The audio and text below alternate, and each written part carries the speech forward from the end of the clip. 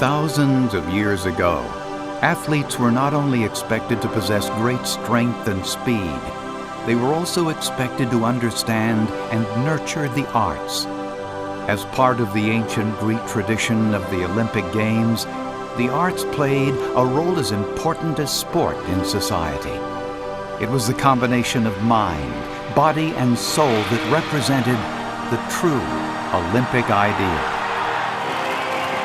So when the games have ended and the cheering of the crowd fades, it's not unusual for Olympians to strive to continue to achieve greatness long after the flame has been extinguished. Many of them do so by expressing themselves through art. Four-time Olympic gold medalist Al Oerter finds the wide-open spaces near Lover's Key State Park south of Fort Myers Beach, Florida, a fantastic place to create art. He is using a discus, the same kind he threw during Olympic competition, as his paintbrush. Eventually, paintings like these end up in galleries across the United States.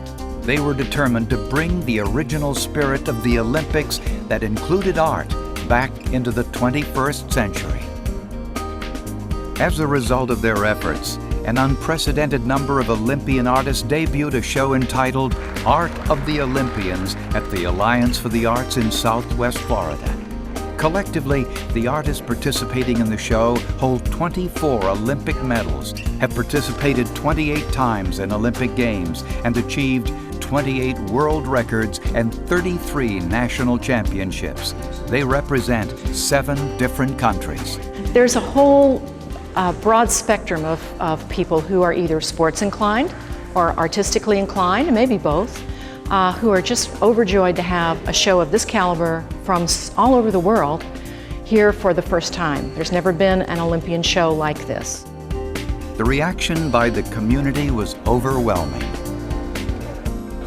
Receptions were held attracting people from all walks of life, interested in seeing the art created by the athletes they admire. And what you will see here is a wide variety of art. Okay, it's sculpture, it's photography, it's paintings, acrylic, oil, chalk. And the artists here, I think, really show that there is something, well beyond the playing fields. The greatest highlight of the show was the arrival of Olympians coming from different parts of the world, willing to share stories about what inspired them to paint, draw, sculpt, or take pictures. Adding an educational component held on the grounds of the gallery opened up a dialogue that drew parallels between successes in sports and excellence in art. How many do art and sport? Football and soccer. And do you think there is some relationship between art and sport? Yeah, definitely. You learn to lose when you are a sportsman, because they say you're a champion, but to be a champion you need to agree, to accept and to learn when you lose. At the same time in art, you don't do for the first day or the first time the best work, and you know it's unended, and so you know that the challenge is to go on all the time. Working with children gave the artist an opportunity to share their outlook and philosophies and to listen to the students' aspirations. They were able to instill in the children the idea that through dedication and discipline, they could achieve whatever they wanted to be. I didn't know that they mixed together, because you wouldn't think that sports includes art, but like the disc maker, they throw the disc on the paint and it spreads and it makes such a pretty picture right back there. It's really cool.